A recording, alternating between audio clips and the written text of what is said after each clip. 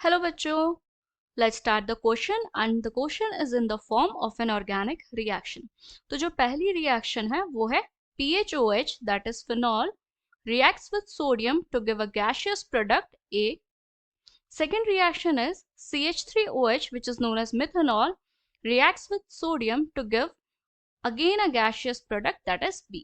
Sum of molecular mass of gas A plus B would be what?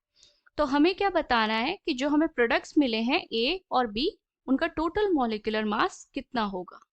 तो बच्चों हमारा पहला स्टेप क्या होगा कि हमें आइडेंटिफाई करना है हमारा प्रोडक्ट दोनों ही रिएक्शन का।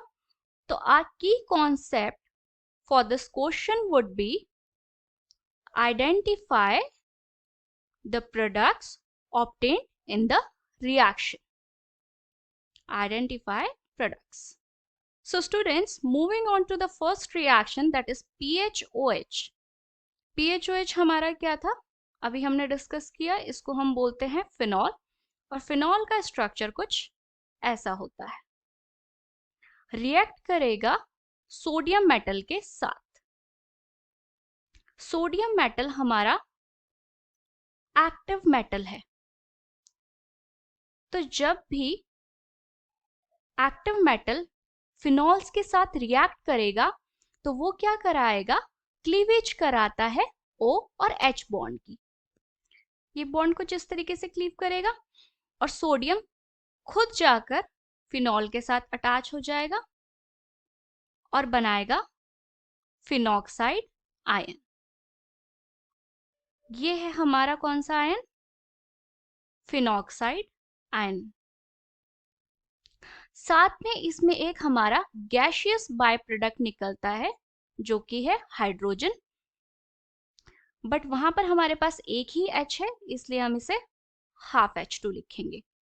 और ये जो हमें हाफ H2 ऑब्टेन हुआ है यहाँ पर एज अ बाय प्रोडक्ट, ये क्या है, गैसियस प्रोडक्ट है और यही था हमारी पहली रिएक्शन का ए प्रोडक्ट। अब जो सेकेंड रिएक्शन देखते हैं जिसमें हमें गिवन क्या है, मिथेनॉल। हमने बोला था कि एक्टिव मेटल जो होगा वो OH का बॉन्ड क्लीव करवाएगा, तो यहां पर भी सोडियम क्या करेगा, OH का बॉन्ड क्लीव करवाएगा और आपको जो प्रोडक्ट मिलेगा वो होगा CH3O नेगेटिव Na पॉजिटिव। ये है हमारा अल्कोक्साइड आयन। कौन सा आयन है, अल्कोक्साइड। प्लस एक बाय प्रोडक्ट निकलेगा जो कि है हमारा हाइड्रोजन गैस। वहां पर सिंगल H है इसलिए हम हाफ H2 लेंगे। तो बच्चों जो हमें ये H2 ऑब्टेन हुआ है ये है हमारा बेसिकली गैसियस प्रोडक्ट जो कि हमें फाइंड आउट करना था। तो यही है सेकेंड रिएक्शन का बी प्रोडक्ट। अब बच्चों ये दोनों ही रिएक्शंस हमारी acidity of phenols and alcohols को बताती है कि दोनों हमारे किस नेचर के हैं, एसिडिक नेचर के हैं। क्यों, क्योंकि एसिड्स ही H+ लिबरेट करते हैं। अब बच्चों हम कैलकुलेट करेंगे दोनों ही गैसियस प्रोडक्ट जो हमें ऑब्टेन हुए थे उनका टोटल मॉलिक्यूलर मास कितना आएगा। तो हमारे पास A जो था वो क्या था, हाफ H2 प्लस हमारे पास B भी क्या था, हाफ H2।